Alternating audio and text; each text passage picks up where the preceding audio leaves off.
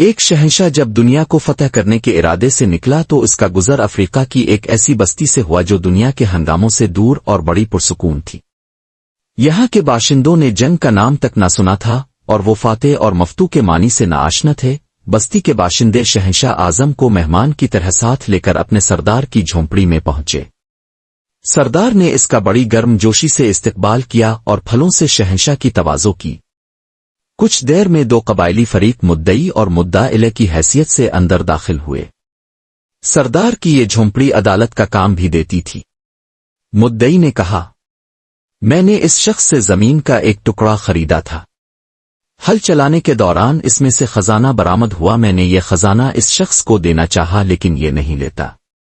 میں یہ کہتا ہوں کہ یہ خزانہ میرا نہیں ہے کیونکہ میں نے اس سے صرف زمین خریدی تھی اور اسے صرف زمین کی قیمت ادا کی تھی، خزانے کی نہیں۔ مدعا الیہ نے جواب میں کہا، میرا ضمیر ابھی زندہ ہے، میں یہ خزانہ اس سے کس طرح لے سکتا ہوں؟ میں نے تو اس کے ہاتھ زمین فروخت کر دی تھی۔ اب اس میں سے جو کچھ بھی برآمد ہو یہ اس کی قسمت ہے اور یہی اس کا مالک ہے، میرا اب اس زمین اور اس میں موجود اشیاء سے کوئی تعلق نہیں ہے۔ سردار نے غور کرنے کے بعد مدعی سے دریافت کیا، تمہارا کوئی لڑکا ہے؟ ہاں ہے۔ پھر مدعا الیہ سے پوچھا، اور تمہاری کوئی لڑکی بھی ہے؟ جی ہاں۔ مدعا الیہ نے بھی اس بات میں گردن ہلا دی، تو تم ان دونوں کی شادی کر کے یہ خزانہ ان کے حوالے کر دو۔ اس فیصلے نے شہنشاہ کو حیران کر دیا۔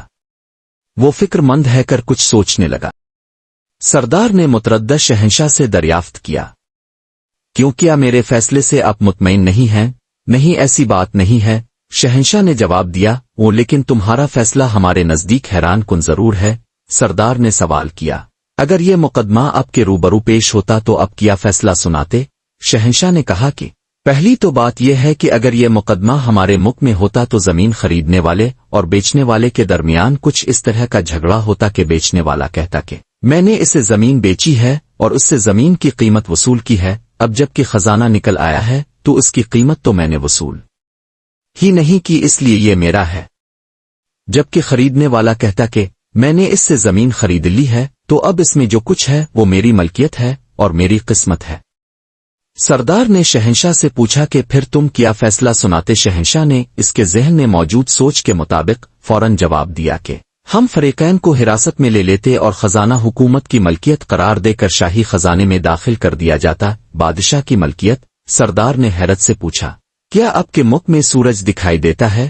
جی ہاں، کیوں نہیں، وہاں بارش بھی ہوتی ہے۔ بالکل، بہت خوب۔ سردار حیران تھا، لیکن ایک بات اور بتائیں، کیا آپ کے ہاں جانور بھی پائے جاتے ہیں جو گھاس اور چارہ کھاتے ہیں؟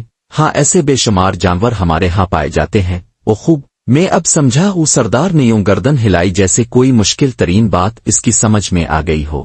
تو اس ناانصافی کی سرزمین میں شاید انہی جانوروں کے طفیل سورج روشنی دے رہا ہے اور بارش کھیتوں کو سیراب کر رہی ہے۔